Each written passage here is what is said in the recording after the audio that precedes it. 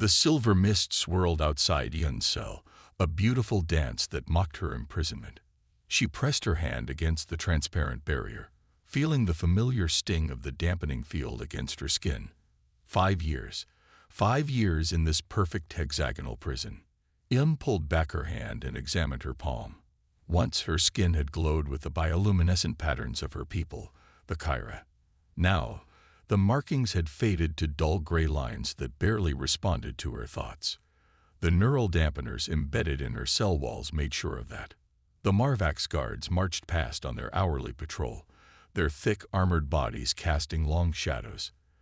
They never spoke to her, never acknowledged her except during the daily testing. To them, she was simply specimen 47,291, a valuable telepathic battery to be drained. "Stand for inspection," announced the metallic voice from the ceiling speakers. Yun rose obediently and stood in the center of her cell, arms at her sides.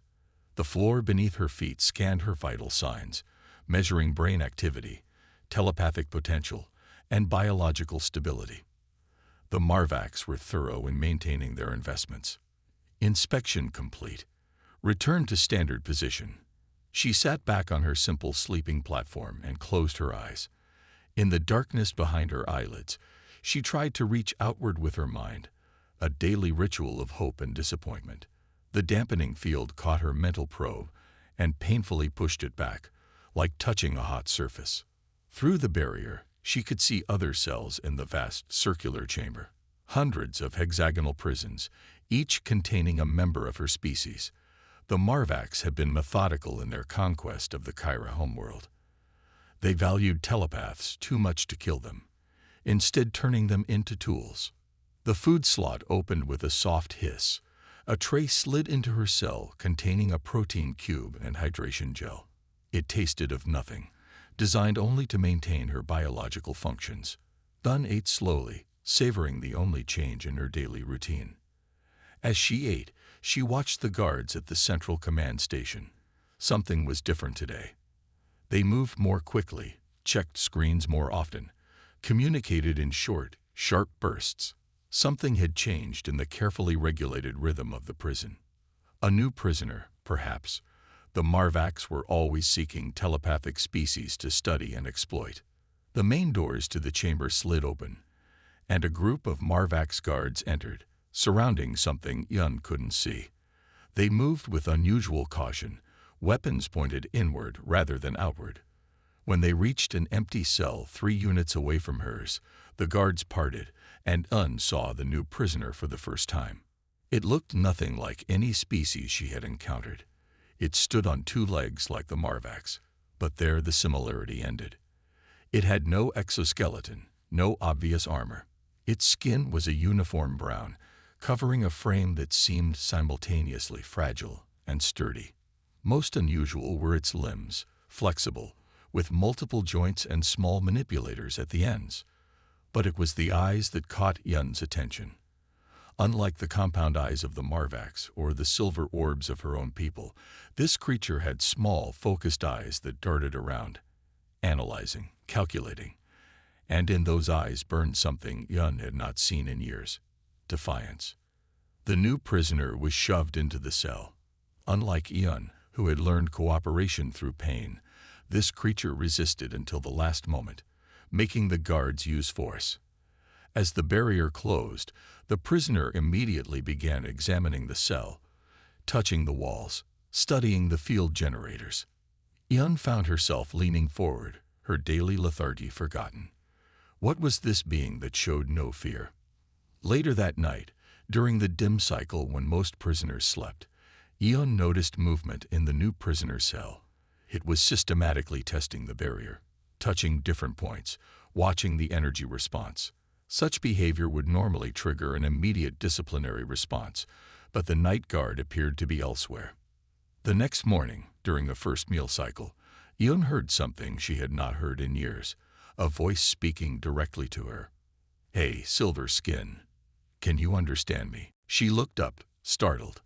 The new prisoner was looking directly at her from its cell, mouth moving to form the words in trade speak, the common language of the galactic rim. Guards monitored all sound in the cells. Speaking to other prisoners was forbidden. Lun shook her head slightly, warning of danger. The creature smiled, an expression Eon recognized across species boundaries. It raised its hand slightly and moved it in a circle. Only then did Un notice the small device attached to its palm, barely visible. Some kind of sound dampener. They can't hear us. Limited range jammer. I'm June. Human. Eon hesitated. It had been so long since she had spoken to anyone besides her interrogators. I am En. Kyra. Good to meet you, Eon. I won't be staying long, and neither will you. She almost laughed. Every prisoner said that at first, before the reality of Marvac's containment technology sank in. The barriers are impenetrable. The dampening fields block all telepathic contact. There is no escape. June's expression remained confident. That's what the Marvacs think too. That's why humans are going to win this war. War. Yun had been isolated from all news. The Marvacs attacked a human colony 6 months ago. They didn't know what they were starting.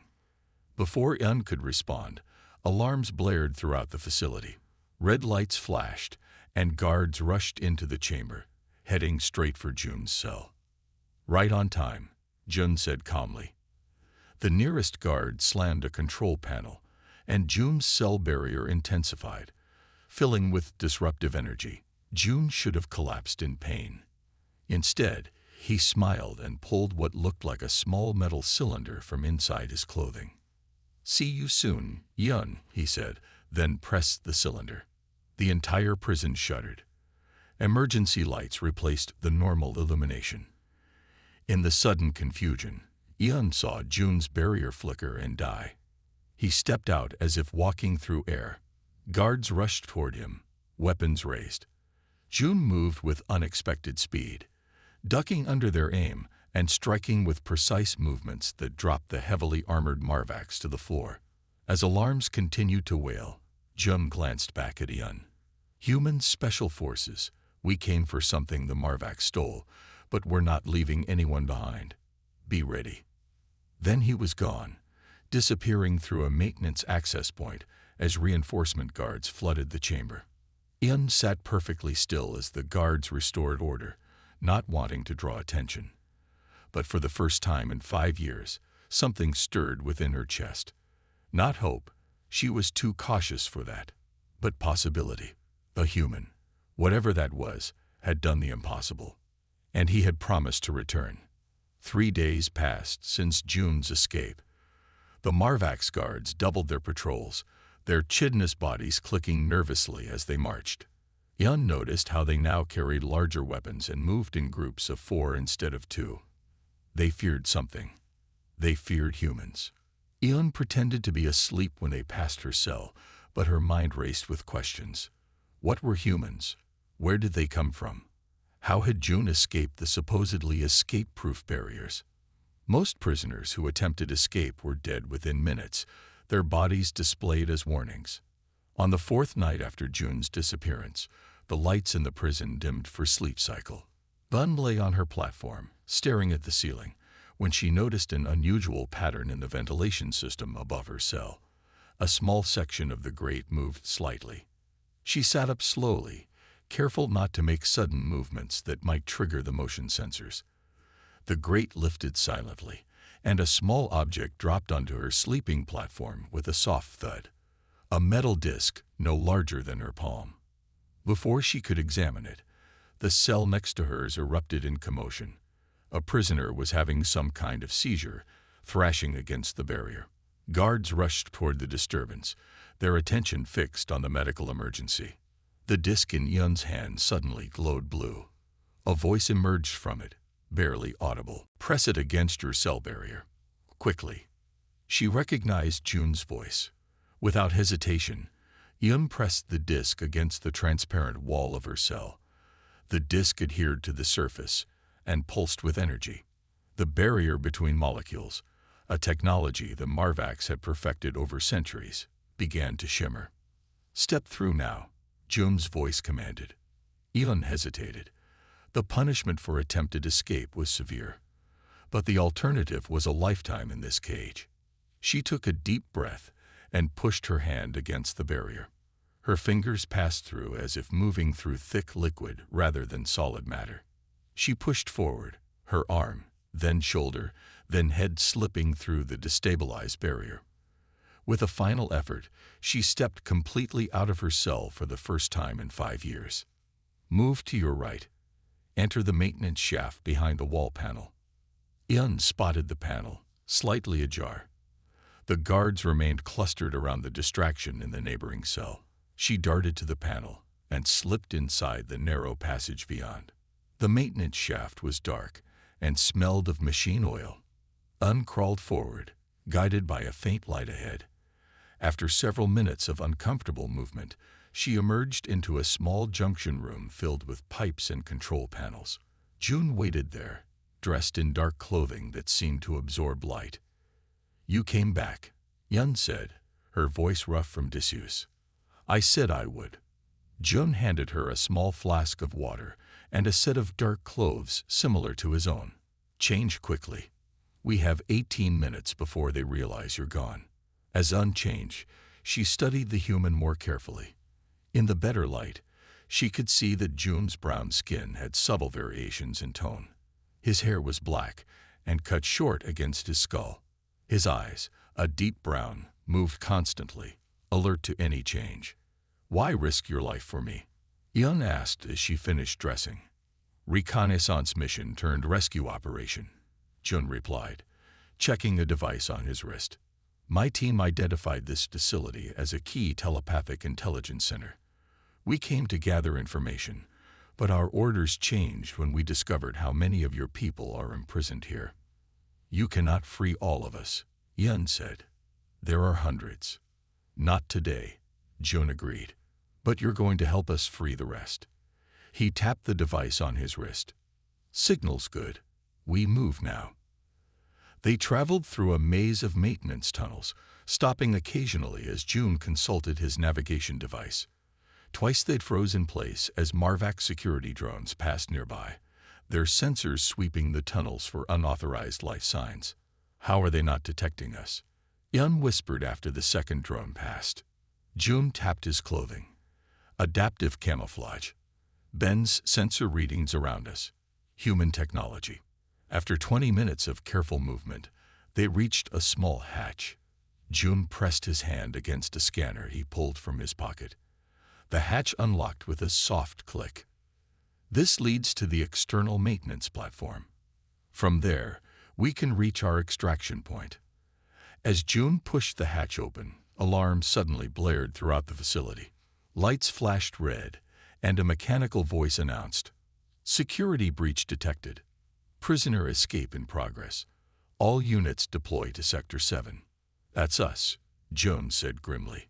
"They found your empty cell sooner than expected." They emerged onto a narrow platform that circled the exterior of the prison complex. Below them stretched the barren landscape of the moon that housed the Marvac's detention facility. Above, the gas giant it orbited filled half the sky with swirling storms of purple and gold. "There's our ride." June pointed to a small dark shape approaching rapidly from the horizon. Human stealth ship, designed for exactly this kind of extraction. The sound of the hatch bursting open behind them made them both turn. 3 Marvax guards filled onto the platform, weapons raised. "Surrender the prisoner," the lead guard demanded, its mandibles clicking in agitation. June stepped in front of Hyun. "Not happening." The lead guard fired. Instead of ducking, Jun raised his arm. A shield of energy formed around them both, absorbing the plasma burst. "Personal shield generator," June explained without turning. "Another human technology the Marvax haven't encountered yet." The approaching ship suddenly accelerated, racing toward their position. It was unlike any vessel Thun had seen, all sharp angles and dark surfaces that seemed to drink in light rather than reflect it. "When I say jump," Jun said quietly, "jump." The Marvax guards continued firing, their weapons having no effect on Jun's shield. The ship drew closer, now only 50 meters away. They will shoot us down, Yun said. They'll try, Jun replied. Jump. Jun grabbed Yun's hand and pulled her off the platform. They fell through open air for a heart-stopping moment before landing on the hull of the ship, which had positioned itself precisely beneath their jump point. Magnetic clamps in their boots activated automatically, securing them to the surface. A hatch opened beside them. Jun pulled Yun inside just as plasma fire from the facility's defense turrets began tracking the ship. Inside, 3 more humans worked at control stations. They wore the same dark clothing as Jun, but with different insignia. Extraction complete, announced a female human with short black hair, breaking atmosphere in 30 seconds. Welcome aboard, Yun, Jun said, helping her into a seat. This is your first contact with humanity. We're not what the Marvacs were expecting in this sector of space, and that gives us an advantage. As the ship accelerated away from the prison moon, Yun looked through a viewport at the facility shrinking behind them. For 5 years, that place had been her entire universe. First contact, she repeated softly. What happens now? Now, said Jun, we teach each other. You tell us everything about the Marvacs and their telepathic technology. And we show you why humans are the most dangerous species the Marvacs have ever encountered. The human ship traveled through space at speeds Un had never experienced. Through the viewport, stars stretched into lines of light. She sat in a small room they called the briefing chamber, surrounded by 4 humans. Jun stood nearby, while the others introduced themselves as Han, Su, and Jin. The dampener in your neck needs to be removed, Su said. She was the smallest of the humans, with keen eyes and steady hands. It's suppressing your natural abilities. Un touched the small bump at the base of her skull. The neural dampener had been implanted on her first day of captivity. If you remove it incorrectly, it will kill me. We've studied Marvac's technology, Han replied. He was older than the others, with lines around his eyes. We've removed 3 of these devices from other rescued Kyra. All survived. Yun looked at Jun. You've rescued others of my kind. 7 so far, Jun answered. From smaller facilities. Yours was the main detention center.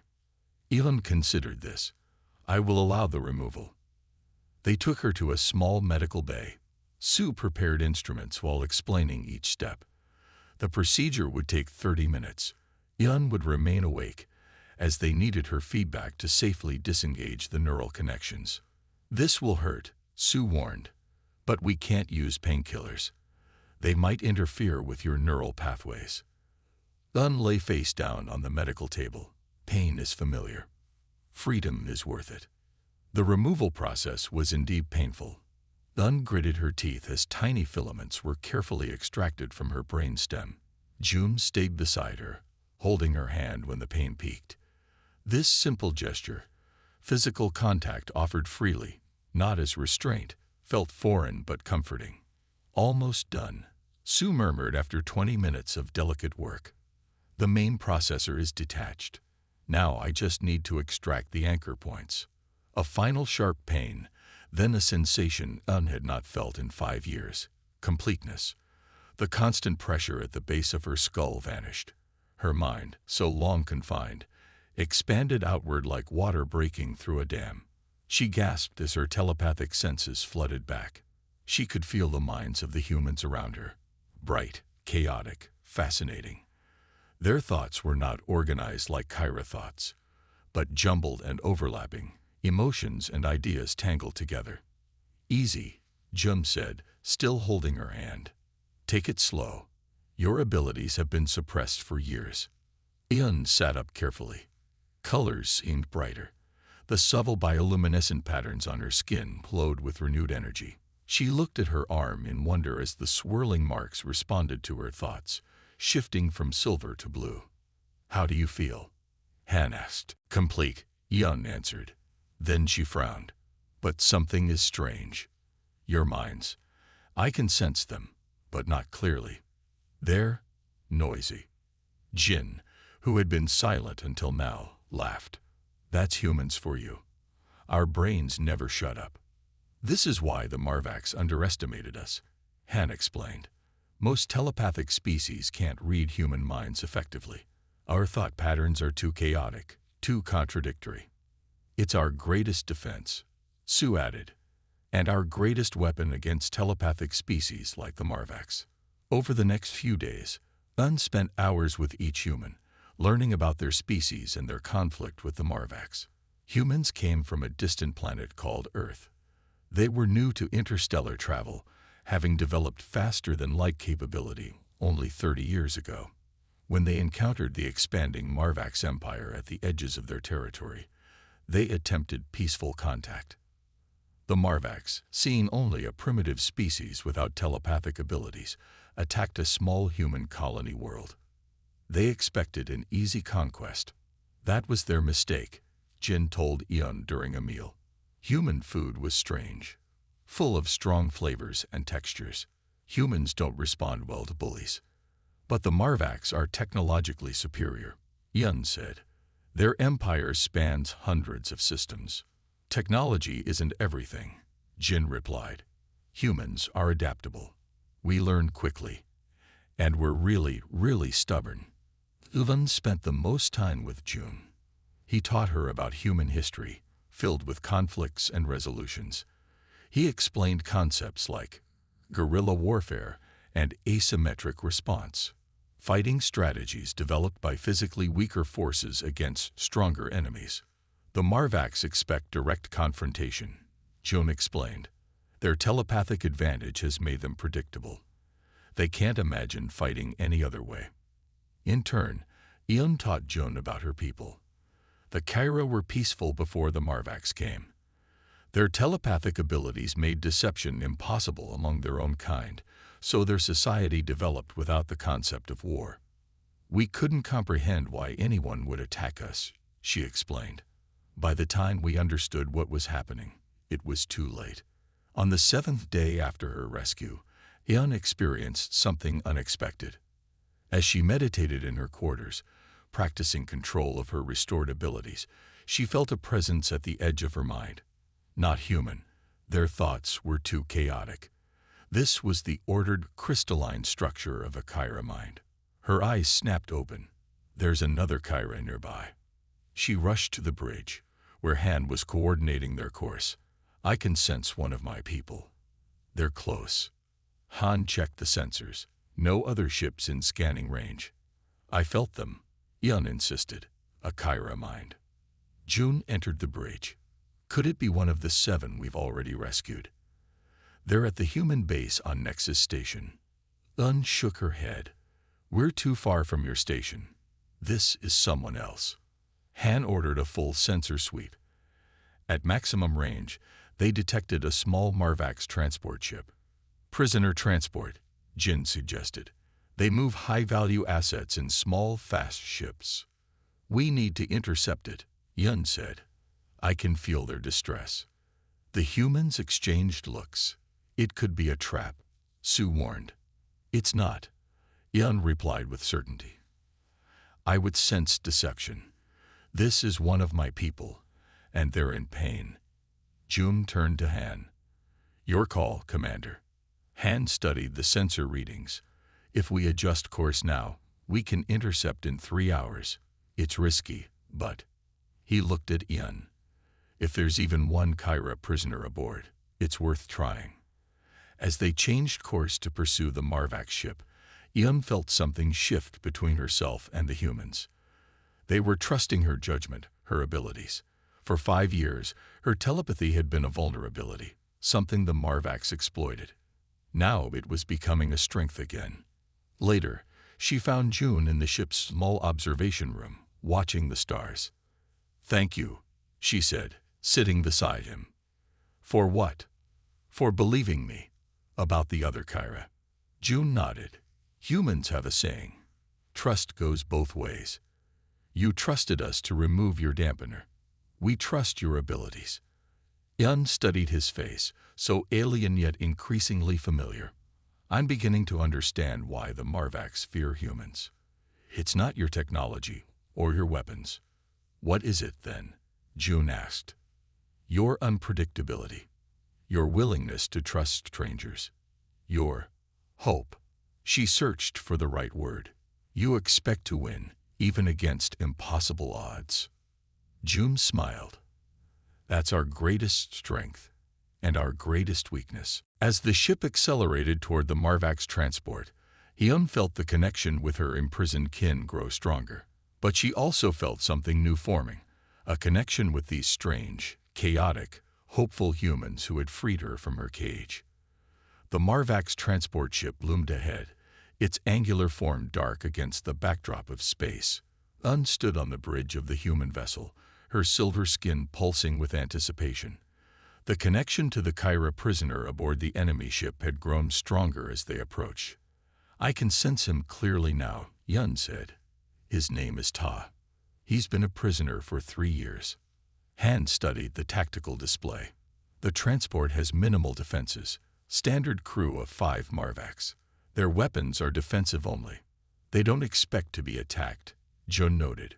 Marvax control this sector completely. Or they did, until we arrived. The team gathered around the central planning table. A hologram of the Marvax ship rotated slowly above it.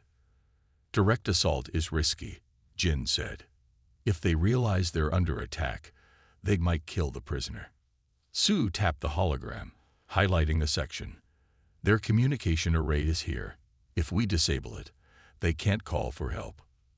Un closed her eyes, concentrating on the telepathic link with Ta. I can communicate with him, but the dampener in his neck limits the connection. He knows we're here. He's afraid the Marvax will sense his excitement.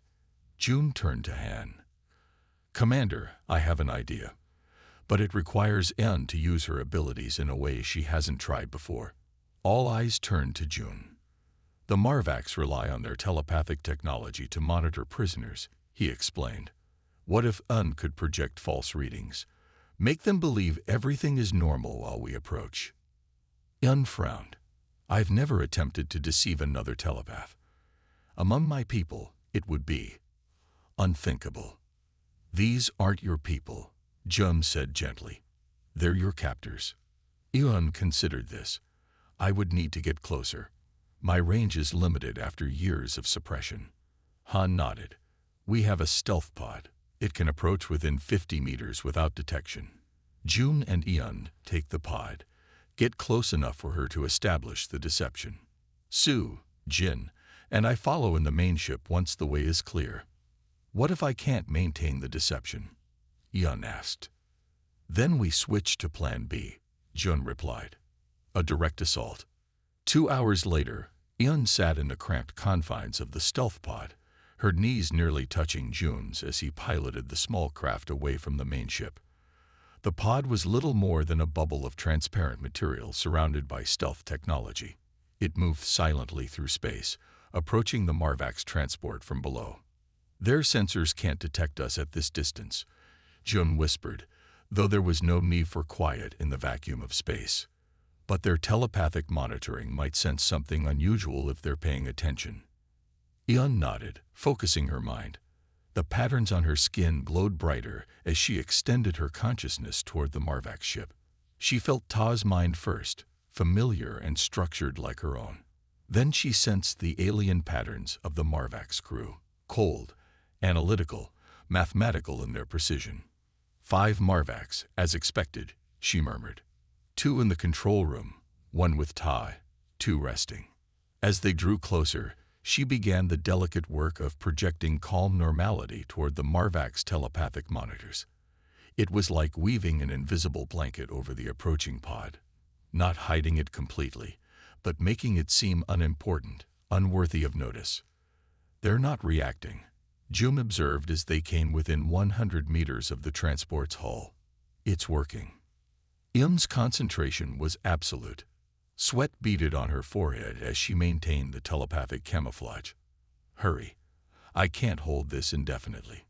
June guided the pod to a maintenance hatch on the underside of the transport. Using tools designed to interface with Marvax technology, he bypassed the security and opened the hatch. We're in, he whispered into his communicator. Eun is maintaining telepathic cover. Proceed with Phase 2. The hatch opened into a narrow maintenance tunnel. June went first, then helped Yun inside. Her hands trembled with the effort of maintaining the telepathic deception. "The guard with Tai is the most alert," she whispered.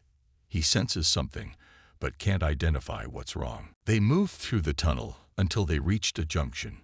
According to the ship schematics they had studied, Tai would be held in a containment cell 2 levels up. "The main ship is in position." June's communicator buzzed quietly. "Standing by." June looked at Ian. "Ready?" She nodded, though her silver skin had paled with the strain. "I can reach Ta from here. I'll tell him to prepare." Lun closed her eyes and focused on the familiar mind above them. *Te. We are here. When the lights flicker, drop to the floor *. She felt his acknowledgement, a mixture of hope and fear. "Now," June said. Ian released her telepathic camouflage all at once, like a rubber band snapping. At the same instant, the human ship fired a focused electromagnetic pulse at the transport. The lights throughout the Marvax vessel flickered and died, replaced by dim emergency lighting.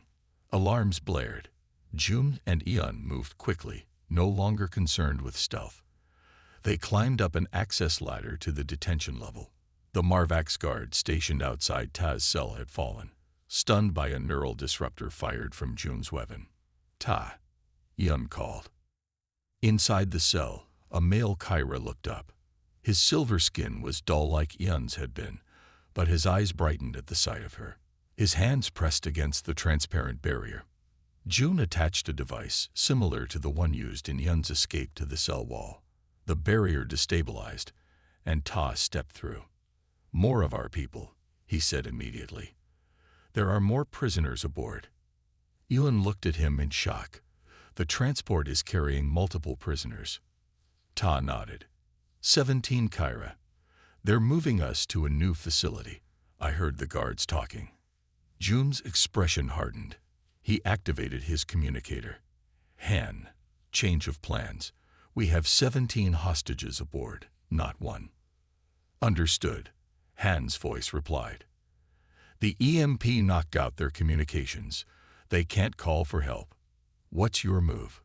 June looked at Ian and Ta. "Can you two locate the other prisoners?" Ta pointed down the corridor. "Main holding area, 2 levels down. But we'll need to bypass the security locks." "I can handle that," June said. "Ian, can you sense the Marvax crew? Are they responding?" Ian extended her awareness through the ship. "They're disoriented from the pulse, but they're regrouping. We have minutes, not hours." They moved quickly through the emergency-lit corridors. Twice they had to hide as Marvax guards rushed past, chitinous limbs clicking against the metal floor. They'd reached the main security door leading to the holding area. June attached a bypass device to the control panel. "This will take 40 seconds. Ian suddenly stiffened. Marvax approaching. 3 of them, heavily armed. June handed her a neural disruptor. "Ever used a weapon?" She shook her head. "Point and press. It won't kill them, just stun them." Gun took the weapon reluctantly. Ta looked equally uncomfortable but accepted another disruptor from June. "I have an alternative," Yun said suddenly. "If Tai helps me, we might be able to project fear. Make them retreat." Ta nodded. "Together, our abilities would be stronger." They stood side by side, their silver skin beginning to glow as they combined their telepathic strength. Yun had never attempted to project emotion before, especially not toward the Marvax, whose minds were so different from her own. But with Todd's support, she shaped the projection. Primal fear, danger, the urgent need to retreat. The approaching Marvax guards slowed, then stopped. Their mandibles clicked rapidly in distress. Then, as one, they turned and retreated, convinced that something terrible waited around the corner. June stared at the Kyra in amazement. That was impressive. The security door slid open. Beyond it lay the main holding area, a large chamber containing 16 transparent cells. In each one stood a Kyra prisoner, their silver skin dull, their eyes wide with confusion and hope. "The plan just got more complicated," Jim said, surveying the room. "But the objective remains the same. Freedom." He activated his communicator again. "Han, we're going to need a bigger extraction plan." The Marvax transport ship's holding area hummed with nervous energy as Ian and Tai stood before their imprisoned people. 16 pairs of silver eyes stared back at them, filled with disbelief and fragile hope. The emergency lights cast everything in a dim red glow, making the Kyra's natural luminescence more pronounced. "We don't have much time," Jim said, checking the security panel. "The Marvax will override the lockdown soon." Ian approached the nearest cell. Inside, a female Kyra pressed her hands against the barrier, her telepathic tendrils. They left the holding area, Ian maintaining a smaller telepathic barrier around just the three of them. They moved quickly through the corridors of the transport ship, avoiding the few remaining Marvax crew members. The bridge was located at the front of the vessel, a compact command center with control stations for navigation, weapons, and prisoner monitoring. Through Ian's telepathic awareness, they knew just one Marvax remained there, the captain. "It will detect us as soon as we enter," Ian warned. "I can't hide 3 minds completely." "Then we don't hide," Jim said. "We charge." He burst onto the bridge, disruptor firing. The Marvax captain spun in its control chair, its upper limbs reaching for a weapon. June's shot caught it in the central nervous cluster. It collapsed, stunned but not dead. Sue rushed to the prisoner control console. "Here, the dampener control node." Evelyn placed her hands on the console. The Marvax technology was designed to be used by telepaths, but calibrated for their own specific brainwave patterns. She closed her eyes, focusing her mind on the alien interface. "I can access it," she said after a moment. "But recalibrating all 17 dampeners at once is risky. If I make a mistake..." "Trust yourself," Jun said simply. "You can do this." Yum's skin glowed brighter as she connected more deeply with the Marvax system. She could feel each dampener, including the one that had been removed from her own neck. She understood now how they worked, not just suppressing telepathic ability, but channeling it, directing it to serve Marvax purposes. "I see it," she whispered. "They don't just suppress our abilities. They steal them, use them to power their own technology." With careful mental adjustments, she began to reverse the flow. Instead of drawing telepathic energy from the Kyra, the dampeners would now amplify it, returning what had been stolen. In the holding area, Tai was the first to feel the change. The small device in his neck grew warm, then seemed to pulse with energy. Instead of blocking his abilities, it suddenly enhanced them. His mind expanded outward with unprecedented clarity. "It's working," he called to the others. "Focus your thoughts together." The 16 Kyra in the holding area synchronized their minds. Their telepathic barrier, once just strong enough to confuse the Marvax guards, now solidified into an impenetrable wall of mental force. The remaining guards collapsed, overwhelmed by the combined mental energy. On the bridge, Ian gasped as the connection flowed through her as well. "It's done. All dampeners recalibrated." Jum's communicator buzzed. "Bridge team, this is Han. What's your status?" "Mission accomplished," Jun replied. "All prisoners freed," and he looked at Ian with newfound respect. "Somewhat upgraded." "Good work," Han responded. "Because we have company. Marvax patrol ship just entered the system. Time to leave." They rushed back to the holding area. The 16 freed Kyra stood tall, their silver skin glowing brightly, their eyes clear and alert. "We need to move to our ship," Jum announced. "Everyone stay together." As they made their way to the emergency airlock where the human vessel was docked, Lun walked beside June. "What happens now?" she asked. "The Marvax will hunt us." "Let them try," Jun replied. "Humans have established a safe haven at Nexus Station. You and your people will be protected there while we continue the fight." Un looked at her fellow Kyra, now walking with purpose and hope. "Before the Marvax came, we were not warriors. We used our abilities for connection, for understanding. And now we understand that sometimes freedom requires fighting for. She touched the spot where her dampener had been. The Marvacs believed they could keep us in cages forever. They were wrong.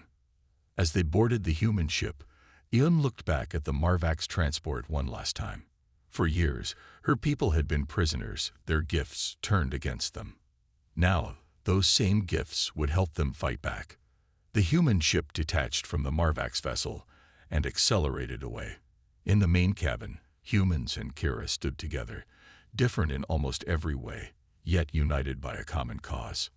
To freedom, Jum said, raising his hand in a human gesture of triumph. Ian raised her hand as well, her silver skin glowing with renewed purpose. To freedom, and to unexpected warriors who opened cages.